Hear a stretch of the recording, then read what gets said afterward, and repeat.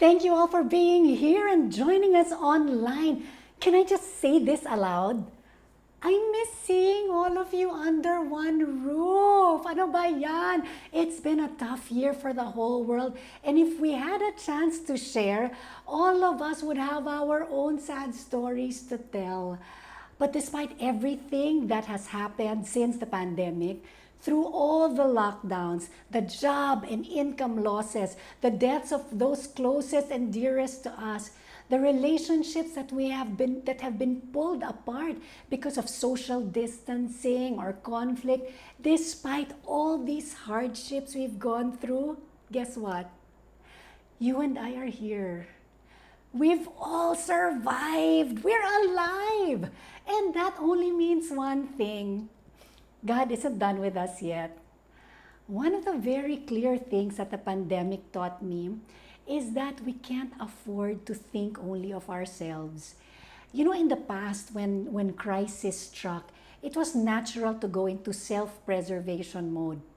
I remember the first time I became aware of the Philippine economy going into a nosedive. The year was 1983. Oh God, why do I feel like a dinosaur? Why did I just kind of have a vision of my dad saying, nung panahon ng Hapon, or my lola saying, nung World War II, anyway, I can't deny my age, but I can defy it. O, di ba, humirit pa. Going back, the year was 1983, and Ninoy Aquino had been shot on the tarmac. I was first year high school, and the Filipino people didn't know it yet. But in 3 years, their unrest, their yellow confetti, and peaceful marches on Ayala Avenue would eventually topple a 20-year dictator. Can anyone relate with me? If you can, go laban, laban, di ba? But in those 3 years, the economy just kept on going down and going down, and the peso was slipping against the dollar fast. And what would be a time of hardship for many Filipinos was a time of abundance for our family. Because by God's grace, my dad, who used to be a pilot for Philippine Airlines, was already flying for Singapore Airlines. So he was earning in dollars as an expat. And what started as 7 plus, to a US dollar, I can't really remember now, would double in just a few years. So every time the peso devaluated, tumataas ang sweldo ng daddy ko. So how did that make me feel? Ay, grabe, blessed. Blessed, grabe. I saw it as God prospering our family. We were like a small yacht that stayed afloat while the ship of the Philippines was slowly going under. The boat was sinking, but our family was safe. Maybe you've had your own similar experience. May nasunugan na kapitbahay nyo and the fire lapped up so many houses in your area. But thankfully, the firefighters were able to stop the fire before it reached your place. Or maybe, you watch a terrorist attack in Europe or in the Middle East or wherever. But it's okay because it's not near you. Even if you're in Europe, it's not in your neighborhood. Or may sakit yung asawa ng driver mo, but thank God only your driver lives with you, so you couldn't care less. As long as he reports for work, your life is not disrupted, you're good. It's easy not to care when it's not you or any of your loved ones. Basta hindi tayo affected, ay nako, tuloy ang ligaya, di ba? But boy, did that change with the pandemic. The pandemic forced us to care. Because for the first time, maybe in 100 years, we realized that all of us, amo at kasambahay, president at janitor, grab driver and socialite, Filipino, American, Chinese, Japanese, African, European, mayaman, mahirap, it doesn't matter because mankind in its entirety stands on common ground. Again, I'm going to say that. Because mankind in its entirety stands on common ground. And it had to take this virus to make us realize this. I want to share with you the passage where we got our theme for this year's Jewels. It's from 1 Corinthians 9:22, and it says, "When I am with those who are weak, I share their weakness, for I want to bring the weak to Christ. Yes, I try to find common ground with everyone, doing everything that I can to save some." This is St. Paul speaking, and he's talking about his rights as an apostle. Because the other apostles, like Peter and the rest, would stay in the homes of believers whenever they went on mission. The believers provided for their food and their lodging, and sometimes Peter would even bring his wife, and they would provide for her too. But Paul and Barnabas worked to support themselves. So to understand this better, let's localize this. Let's say all the feast builders, the apostles are all feast builders. See, Brother Peter, Brother James, Brother John, etc. They were receiving an allowance for serving at their feasts. But Brother Paul and Brother Barnabas did not. Instead of receiving an allowance, they were the ones spending for the rental of the lights and the sounds and, the rental of SM. So Paul was asking the Corinthians, isn't it just fair that you also provide for us? Here's what Paul says in 1 Corinthians 9, verse 11.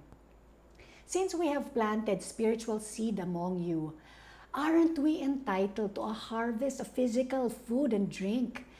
If you support others who preach to you, shouldn't we have an even greater right to be supported? But we have never used this right. We would rather put up with anything than be an obstacle to the good news about Christ." Paul was giving up what was rightfully his so that he could preach the good news to more people.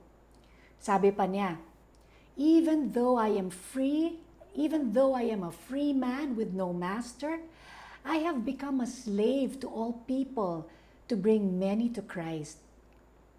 Paul had rights and privileges, but he was willing to give it up. We can make a really big deal of our rights. Our sisters in the US know more about this because, in the States, ay grabe, they will really fight for their rights. Kaya kahit na ang dami ng mass shootings, hindi pa rin pinagbabawal ang mga baril sa States. Bakit? Because it's their right to bear arms. It's a constitutional right in America. But Paul waived his rights.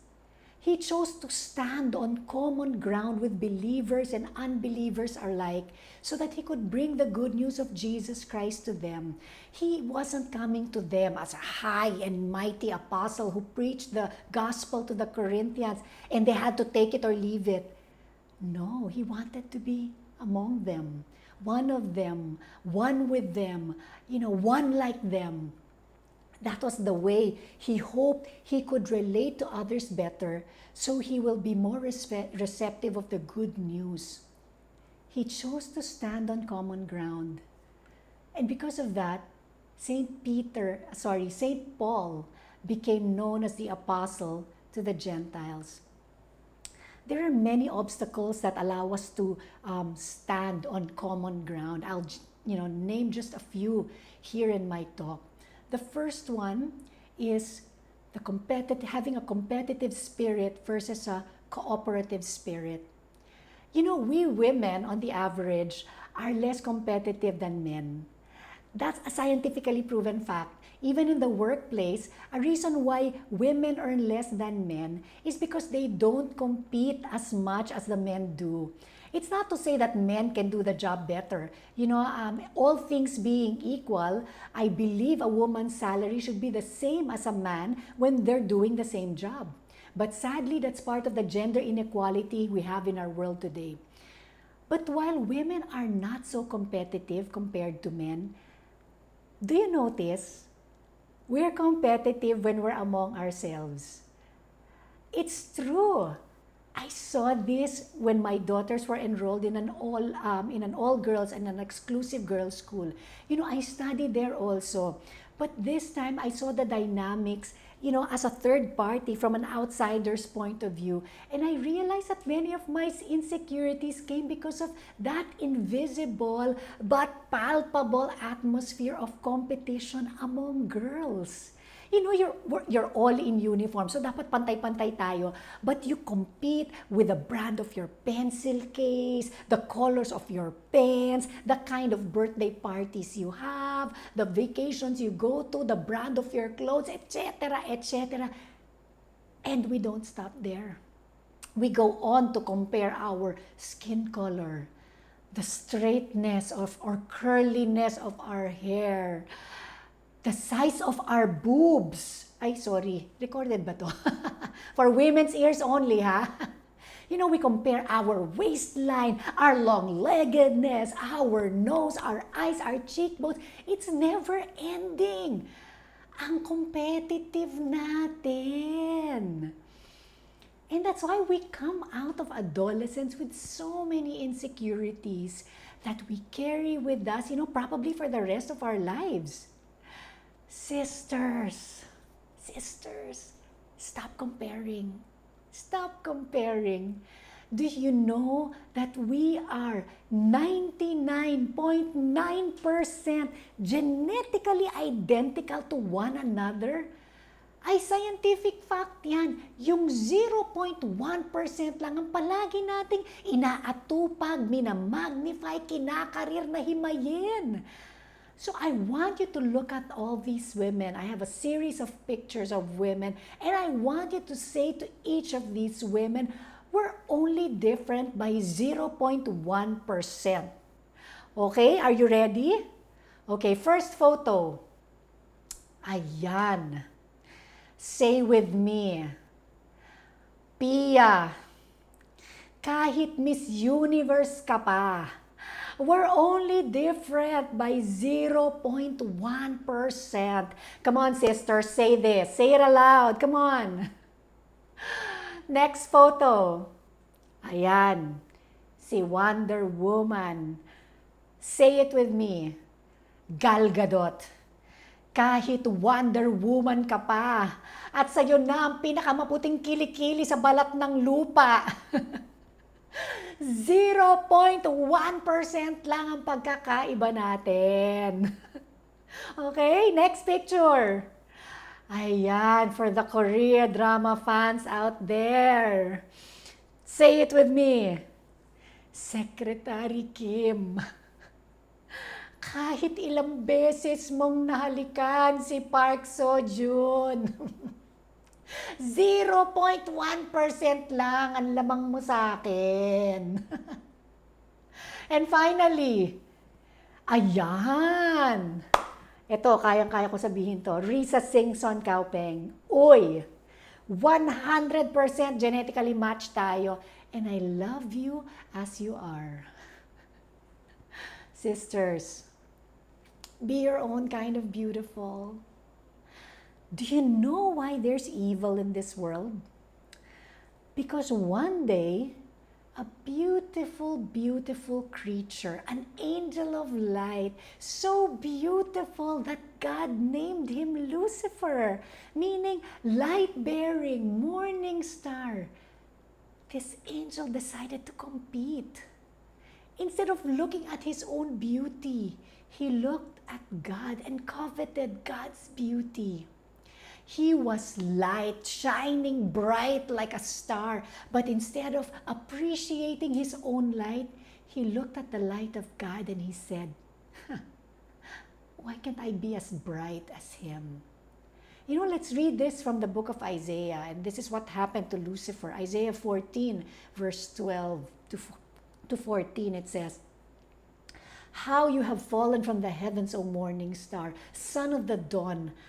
How you have been cut down to the earth, you who conquered nations. In your heart you said, I will scale the heavens above the stars of God. I will set up my throne. I will take my seat on the mount of assembly, on the heights of Zaphon. I will ascend the tops of the clouds. I will be like the Most High. Grabe. And you know what? Because of this, we lost one of the most beautiful angels God has ever created. I'll say it again. Sisters, be your own kind of beautiful. Don't let the world define beauty for you. Don't let the world define what beauty means for you. Define it for the world according to you. I've defined beauty for Risa Singson Kaupeng. I've long thrown away my frustrations about what I'm not and what I can never be, and I've embraced what I have and all that I can be. Some of you may have read my books where I share that I wanted to be a doctor, but my eldest sister beat me to it. And then I wanted to be a lawyer, but that didn't pan out. And so I've embraced my calling to be God's communicator, His pen and His mouthpiece. But last year, God detoured me and I was retrenched, and I took it as God redirecting me, closing a door and opening another.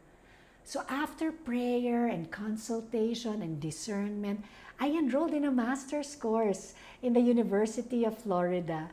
So, for a long time, taking up my master's has been on my novena to God's love. But I couldn't even think or decide what I wanted to master. Was I going to go into business? Hindi naman ako businesswoman. Will I take up theology? But, did I need it? And, stuff I didn't know what to master. But the pandemic gave me the opportunity to go back to school. And now I'm studying global strategic communication. I was thinking, ang tanda ko na. Do I have to put myself through this? And my 11-year-old daughter, she asked me, Mom, is what you're learning now like what you learned in college? And I answered her. I said, no, it's not. I haven't done anything so hard since I gave birth to you, I told her. But even if I feel like my brain is like fried eggs on a hot pan, my menopausal brain, oh my gosh, I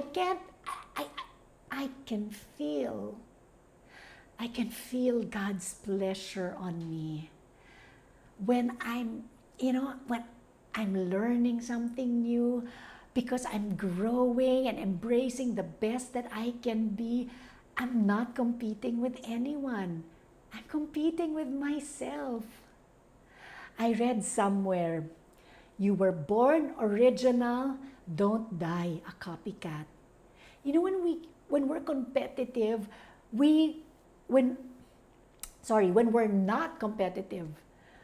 when we're not competitive, edit out please ha.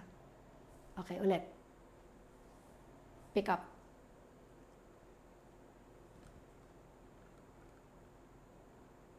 Sorry. I read somewhere, you were born original, don't die a copycat. But when we're not, I read somewhere, you were born original, don't die a copycat. When we're not competitive, we can begin to cooperate. I learned this from Bo Sanchez.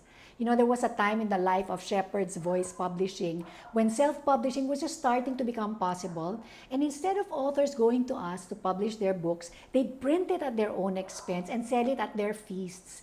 So so the editorial team and I were, kind of up in arms because these people would ask Bo for permission to launch their books at PICC, and we felt like it was undermining our market. But Bo, ever so calm and always standing on common ground, told us about the concept of co-opetition. He said, businesses and marketing, are moving towards that, towards co-opetition. How can you partner and cooperate with others for your mutual benefit? And we learned something new again. When we cooperate, we're able to build something bigger and better than what we can do on our own. My husband Chris loves watching basketball and all those analysis talk shows on YouTube. One time I was asking him to explain to me the NBA draft, and he said, even if you have the best player of the NBA on your team, it's not a guarantee that you will win. Because basketball doesn't take just one man to win. It's a team sport. And the same goes for much of the things we do in life. The second obstacle to standing on common ground is being individualist versus being collectivist. Last SEM, I studied about the differences of the cultures of East and West. And this is important for business, especially if you work in a multinational setting. The West, countries like the US, the UK, has an individualist culture. They're self-reliant. They don't like depending on other people. Independence is a preeminent value. An individual's right is of utmost importance. Paglalaban nila talaga yan. And that's why as soon as they turn 18, which is the legal age, many American kids are out of their parents' homes. Why? Because they want to live their own lives. They treasure their independence. Contrast that to the culture of the East, where we Filipinos come from. Eastern culture is more collectivist. We define ourselves in relation to others.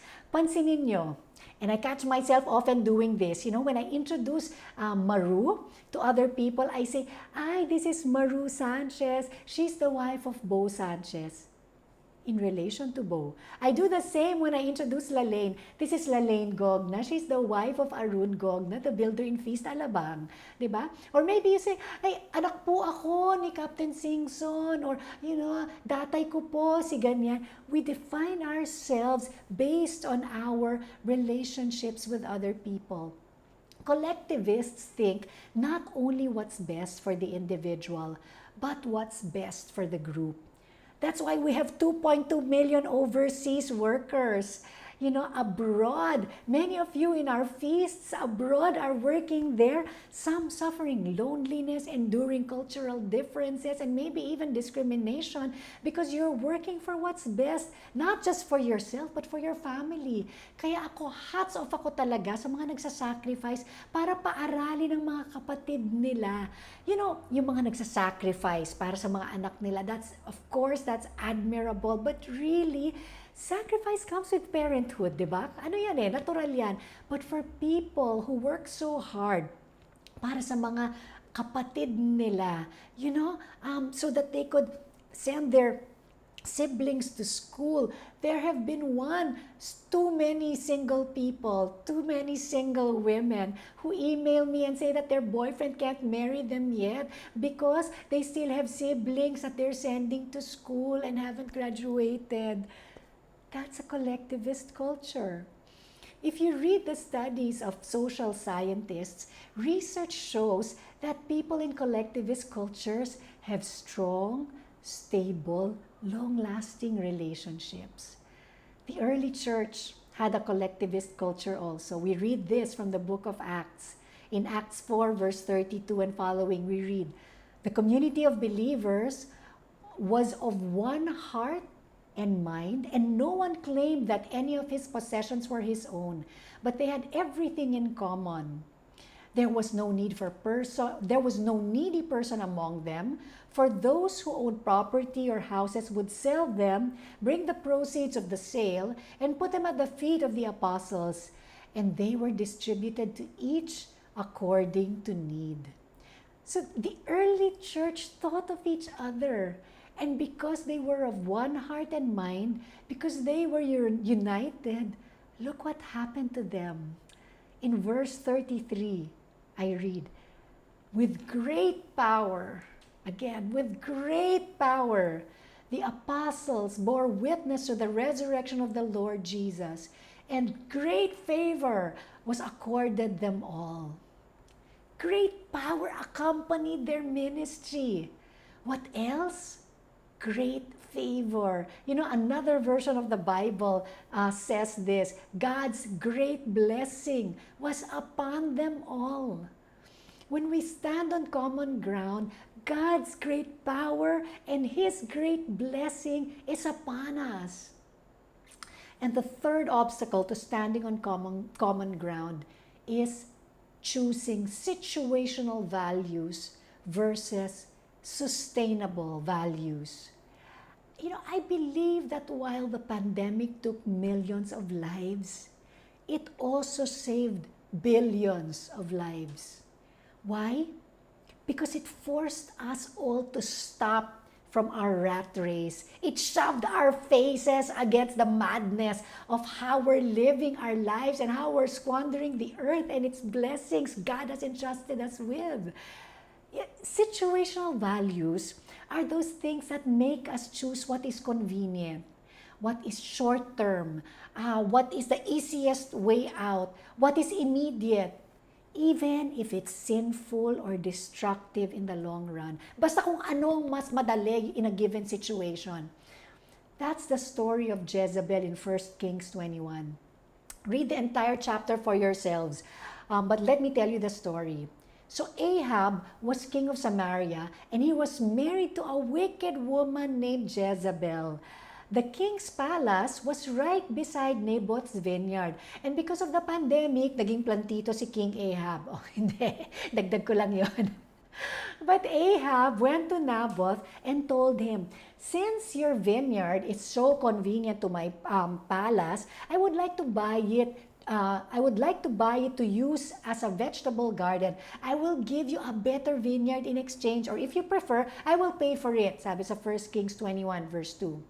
But Naboth didn't want to sell his property. Pamana daw sa kanya yun ang lolo at lolo ng lolo at ng lolo ng lolo ng lolo niya. So he wants to keep it in the family. This got King Ahab so depressed and angry to the point na ayaw na niyang kumain. So his wife Jezebel asked him, what made you so upset? And when Ahab told her about Naboth's vineyard, this is what she said, and we read, "Are you the king of Israel or not?" Jezebel demanded. "Get up and eat something. Don't worry about it. I'll get you Naboth's vineyard." Long story short, Jezebel had Naboth killed. Then she went back to Ahab and said, and we read this again from 1 Kings, "You know the vineyard Naboth wouldn't sell you? Well, you can now have it. He's dead." So Ahab immediately went down to the vineyard of Naboth to claim it. Jezebel chose the convenient, immediate solution, the situational value versus the moral, long-term solution, the sustainable value. You know, the woman who chooses to date a married man is choosing situational values over sustainable ones. Walang future yung relationship nila. It is immediate gratification without eternal gratification. The Netflix addict who stays up till the wee hours of the morning, even if she has work the next day, who can relate to this? So she's puyat.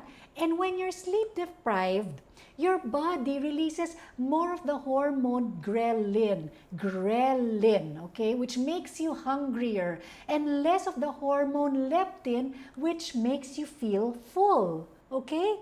So you're hungrier but you don't get full.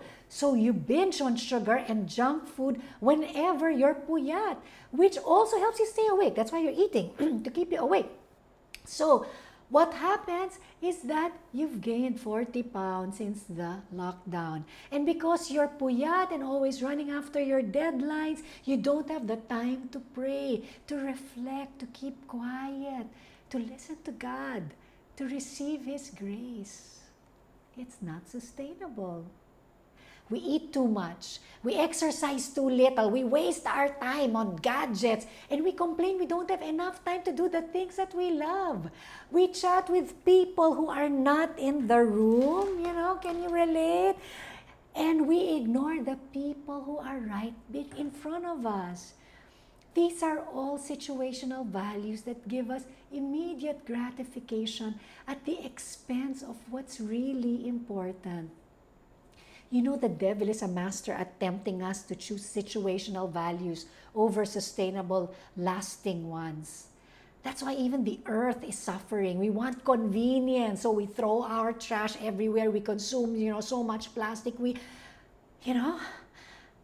If we don't care for Mother Earth, we will live without freedom, like what happened to us this past year with the pandemic. We're locked down. We can't go out.